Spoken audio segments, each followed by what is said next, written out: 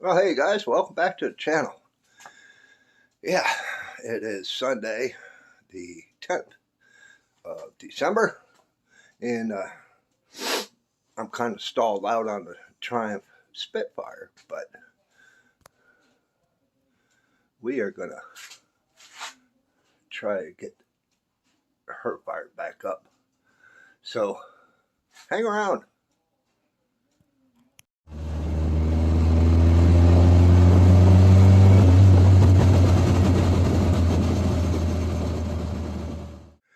All right, I've been talking about getting this bike up and going. I need to get it fired up, mend a few things, take care of a couple things, and get hold of my buddy and tell him, hey, come and get her. I've been the caretaker of this bike for years, ever since me and Jim built the bike, put new fork tubes on it. The hardtail is a bolt on. It was a swing arm bike. It's a 68 500 Tiger. But just to give you a little walk around of her, it's probably been, 10, almost, let's see. It has been last plated in 2014. But I rode it a couple years, just putting around out here in the country for a couple years after that. So it's been since 2016. It's 2023. So we're talking 4, 5, 6, 7 years, maybe close to 8. But just to kind of give you an idea of what we've done, this is a front fender that we cut, made mounts for, used the front fender stay for the back. You cannot ride somebody on the P-pad, so we spun the P-pad around it just to act as a butt stop, kind of give it that digger look. Nobody really likes that phrase, but we used the old original taillight, put a blue dot in it. That's old school there. We put the solo seat on it. These brackets here are from a flail mower that when I worked at the township, worked it perfectly for what we needed. The Octagon oil tank, we picked that up at a flea market. It's kind of tight to get in there to get the cap off, but it does come out. We put a small, I want to say ATV battery, made a box, and we used a dog leash as a hold down. Over here on this side, no chain guard, but as a tensioner, that is a roller skate. Made up brackets. Matter of fact, no, we bought that from a guy. I bought that from a guy on Chopper Fix, I think. I can't remember. We had to move the brake lever out, so just use bigger, oversized nuts. Make a bracket to mount it. Works good. Which is a drum brake setup anyway, so I mean, not much there anyways. But if you guys kind of wonder, hey, the brake's on the other side. Yeah, it is. Shifter's over here. That's the way they made them back in the early 60s. We put header wrap on. As you can see, this wrap seems better day. I need to redo that. Unfortunately, the one time I high-sided it, taken a bend, caught into some dirt, spun the back tire around and high-sided. So it brought the handlebar into the tank, which the tank ain't in greater shape anyways. I mean, how it's peeling. There. Down here by the petcocks. Back here. So, oh well. These are the original type badges for this tank, for this bike. They're just put on with double-sided tape. Pretty thick stuff. Because the screws, whoever painted the tank, filled in the screws and smoothed it over. So, and Jim wanted to put the original badges back on. But as in the tumble, and when I put her down, yeah, we dinged the headlight. It didn't. It kind of shifted it that way, which we need to bend that back. No big deal. It's a rat bike. That's what we built it as, a rat. So, hey, that is what it is. It tweaked the bars. I do have another bars to go on it. At least the cables are long enough for those bars, so we'll be swapping them out. This here is another front fender we had, and we just hacked it down just to kind of keep the crud off. But I tell you what, I rode this thing in the rain. It don't help none. But we put on the highway bar, which is one clamp. I don't really care for it because it kind of pivots. We got it really reeked down, but it does the job. Front drum brakes. Might as well not even have front brakes. But yeah. So let's go through this thing. It's going to be probably a couple, might be 2 videos on this because I want to try to keep the videos short. But the first thing we're going to do is we're going to look in the fuel tank, see how that's holding up. Hopefully there's not a lot of rust in there. We'll tend to that. Then we're going to pull the carburetor and clean it up. And oh, this ain't the original carburetor. It originally would have been an ammo. This here is a Makuni with a custom flange for the single intake Triumph. But you can get them for the dual intake like on the 650s and 750s. Just a little pancake filter, nothing big, nothing major. But yeah, we're going to tear down that carburetor, get that taken care of. Check the dip fluid, the oil, make sure she's topped off. And then once we get her up and running, then I'm going to attend to the handlebars, tweak the headlight, fix that. Just little things. So let's get to it. Okay, pump the tank, lid, got my flashlight, and it don't look bad right there. But then, let's see if I can get the camera to focus. A little bit of surface rust down below.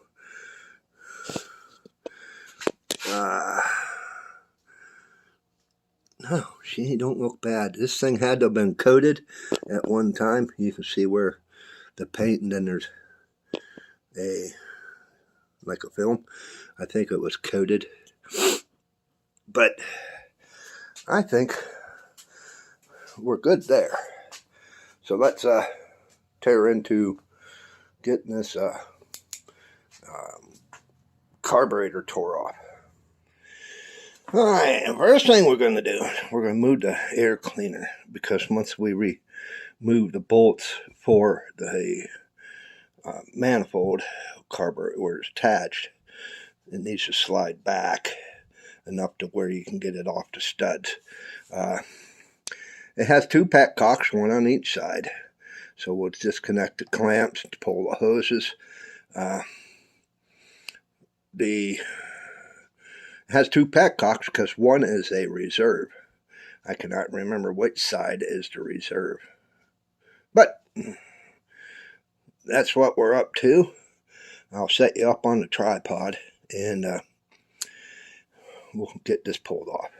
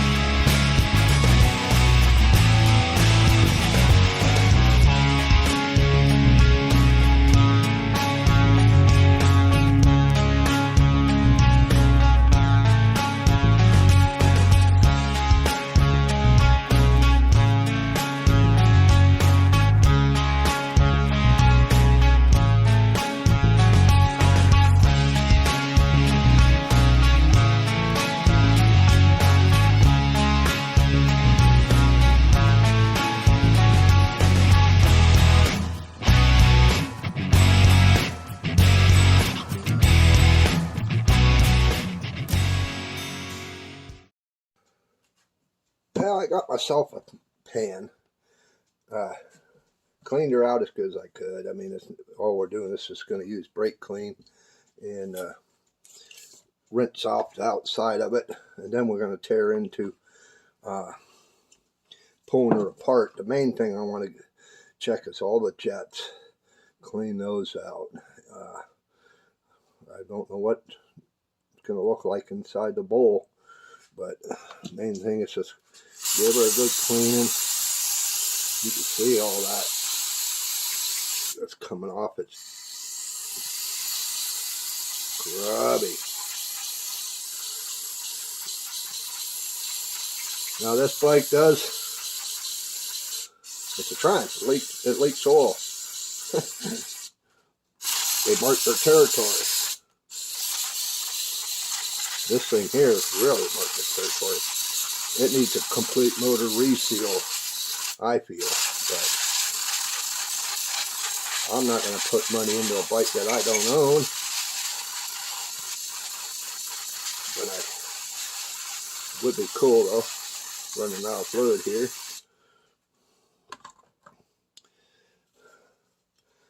Get a new one. I do have the door open. So once it gets too bad in here smelling, I'll turn the fan on. Okay, I'm back. Just had to go inside the garage. This is an Amel 930 that we took off the bike, or off a bike. I think it was a 650 Triumph I had. But right here, that's the tickler. You would push down on that and hold it until gas came up out. That just opens up the valve to bypass to go into the venturi of the carburetor. These things wore out. That's probably why this one's off. Because over time in use, you can see how the slide is so wore that they would wear the bore,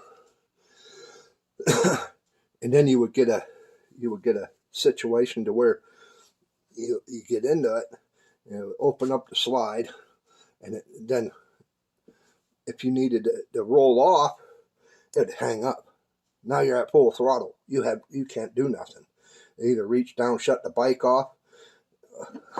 We always carried with the orange crush, what we're working on. You carried a wrench. You carried it in your pocket, because then you can reach down, shut the bike off, reach down and it'll go clunk, fire back up, and take off. Okay, let's get back to this. Yeah, some of the horror stories that we did back in the day. You youngins wouldn't have no freaking clue. So, let's pull the bowl. Very first thing I want to do is I want to check this bowl. I ran the bike dry, so it shouldn't be too bad, I hope. So,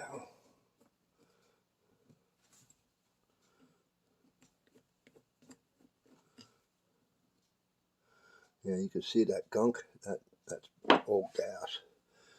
But,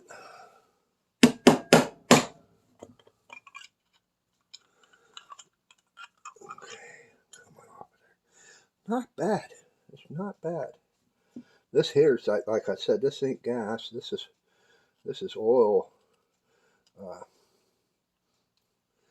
from the engine. I mean, it just blew oil over everything. Freaking, the head's leaked. the block leaks. Just a little weekend toy.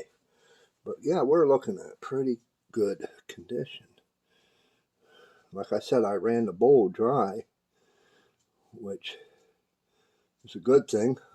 We'll definitely be giving that a clean up, so I probably won't need to do that. I'm going to blow some air through the main jets. And the air fuel mixture jet. Let's pull them out and clean them up. But we'll clean this up just a little bit. Put her back together.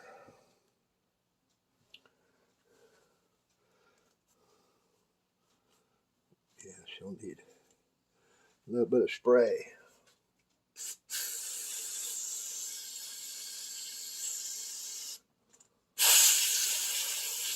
Won't hurt none getting the tarnish off.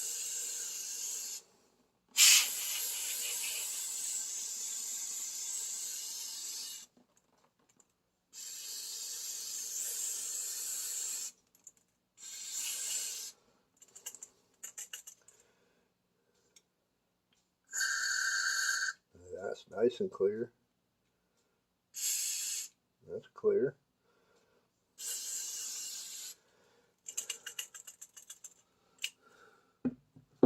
I might have to tear it down and do any resetting.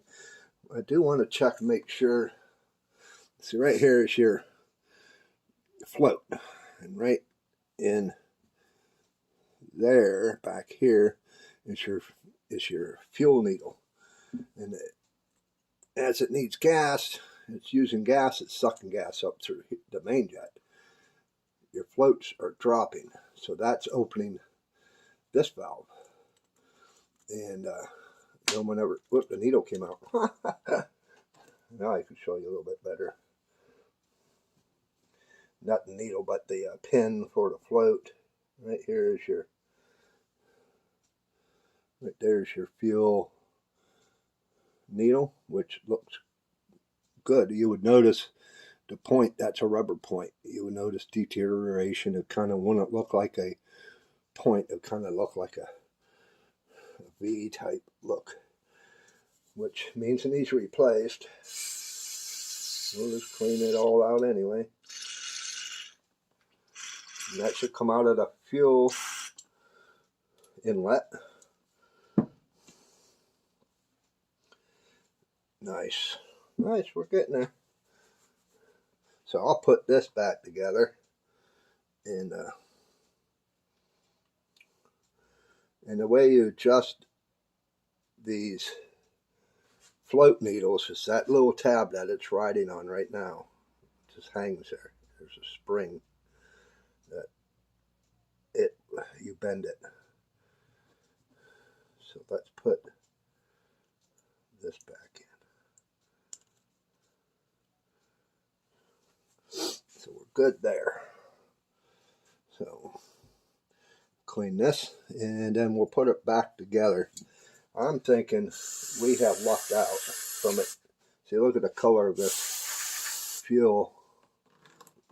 Kind of almost yellowish. So that means it was starting to tarnish.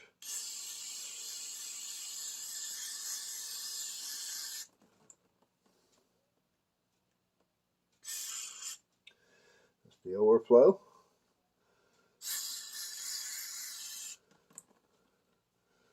Nice. Good to go.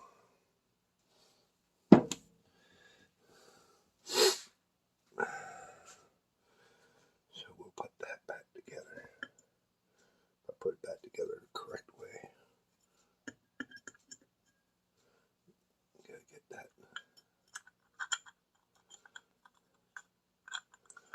Never force anything, just let fall into place.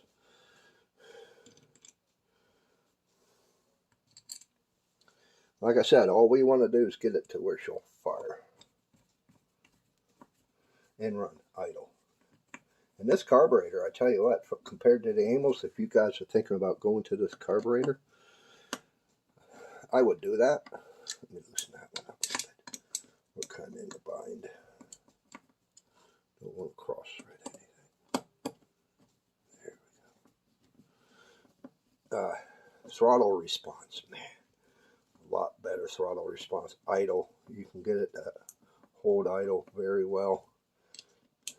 Worked out very fine. I only paid like, I think Jim paid like $100 for it.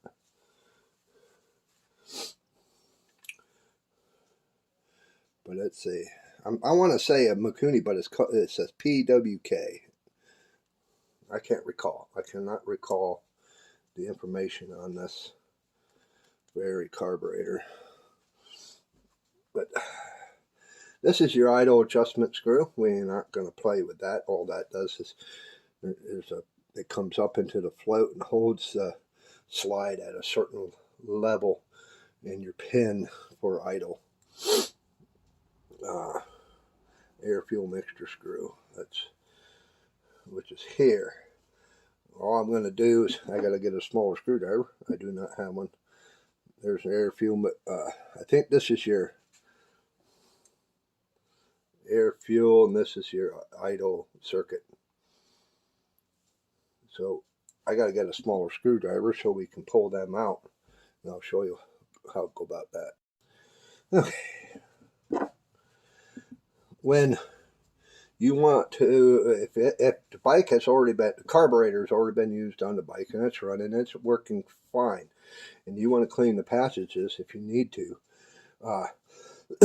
you need to find out from seat how many turns out the needle is at. So like this one here, we will take in. That's already on seat. I don't think it goes right here into this port.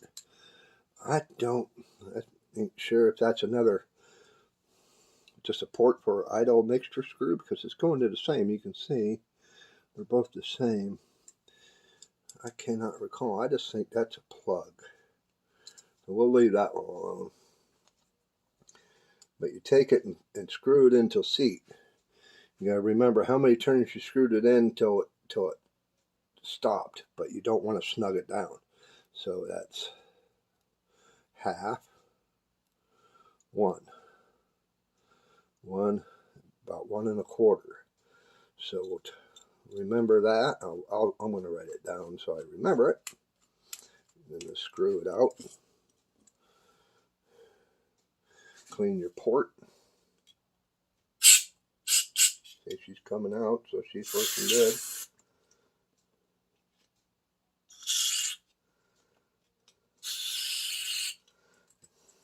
Good.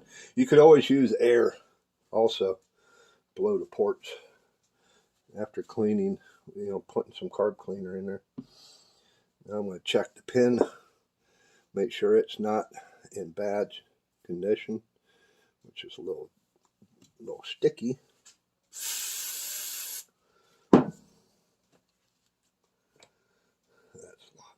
a lot better. And then your spring, so it keeps tension, and we'll put it right back in. Now we'll go down to seat. It probably could have came out, I would start, see, there's seat. So half, 1 1/4 or so. good starting point. But you can always tell by your air fuel mixture by looking at your spark plug. Put a new plug in, fire it up, get it running, and do run it for a little bit, shut it down, pull your plug, take a look at your plug. You want your plug to be a cardboard brown.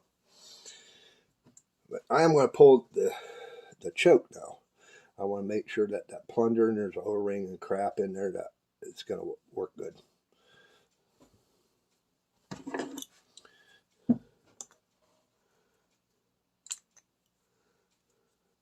This is plastic, so it'll be very easy on it.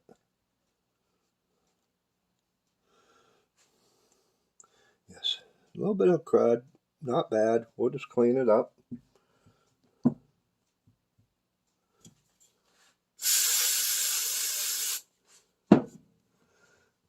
We got lucky with that carburetor, with the gas from it. I think that's probably why it was good that I ran it empty. Now we'll just set that back down in. And she is close enough for me to go back on the bike.